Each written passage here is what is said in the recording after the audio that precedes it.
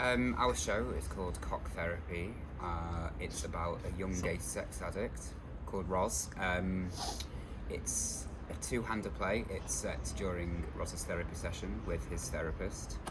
I wrote it during the last lockdown in February. It took about a week. It's the first play ever put on, pretty much the first play I've written.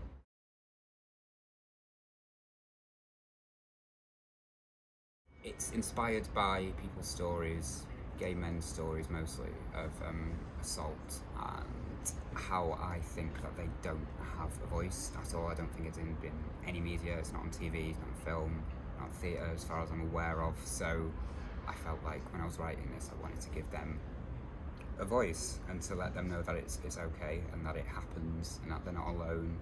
And because I have this sort of it'd be best, it would be rude of me not to. I have this opportunity, I might as well use it for good.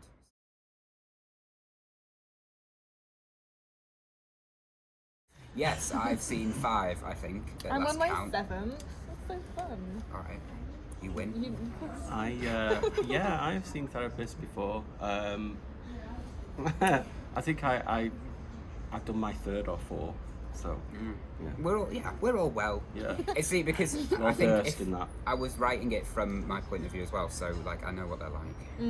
Yeah. So I didn't want to I don't think I probably would have written it if I didn't know 100% about the subject, what I was talking about. Yeah, it would be a bit opportunistic. Yeah. I had to have some sort of background in it. So yeah, I've seen loads of therapists. So thanks to those. If they didn't help me, but I've written a play. So it's fine.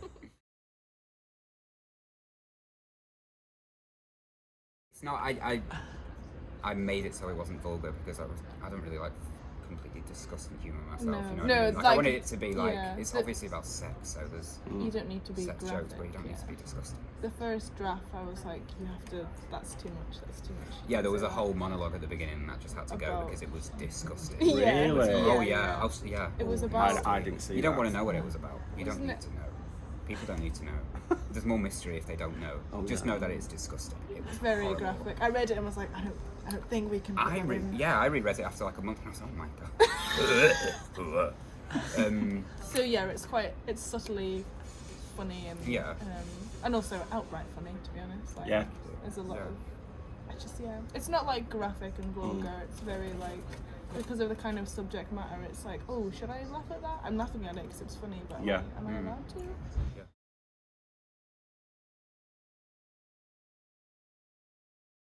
There's even issues in it that I think we don't really talk about a lot either in the play.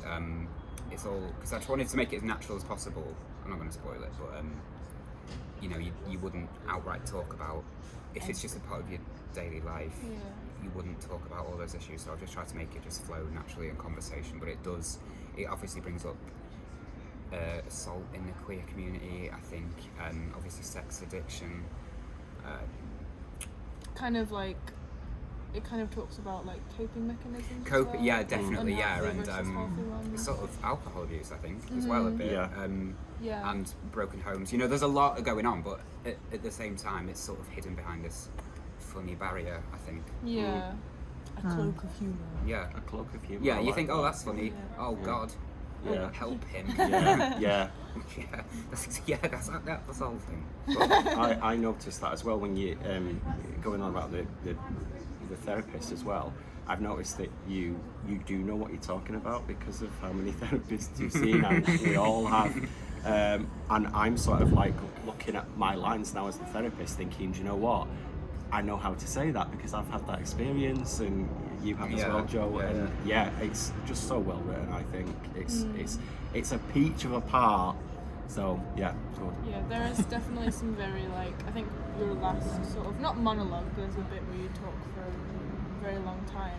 That last bit is I'm just very excited to.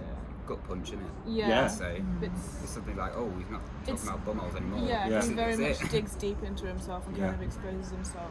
And he kind of... I was reading it and I was like, yeah, even I can relate to that. Yeah. It's a very kind of... Yeah, it's very relatable if you're queer, I guess.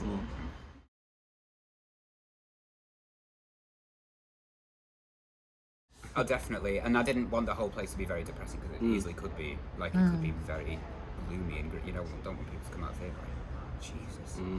You want them to come out like, oh, Jesus? Yeah. That's funny. But also sad. Yeah, you want a range of emotion. Don't just want people to be very depressed from seeing a man going, it's sad. Yeah. That'd be awful. For an hour. No, Yeah, exactly. Yeah, I do think laughter is one of the best medicines. Yes. I also like laugh. Like, I think you can laugh in therapy sessions, which is why I like the place so much, because they're not all doom and gloom. Like, you can have a lot of jokes with your therapist. Yeah. Which I think is very natural about them. I think Roz and the therapist have a really unique relationship as well, because they do sort of, pardon the pun, they do bounce off each other, and it's very I forgot what I was going to say now. It's a nice relationship because Roz, to a certain extent, thinks he can trust the therapist gets on with Roz, and it's just that it's... They kind of forget sometimes that it's a professional relationship and you have to be like, not inappropriately, like they're just very comfortable with each other.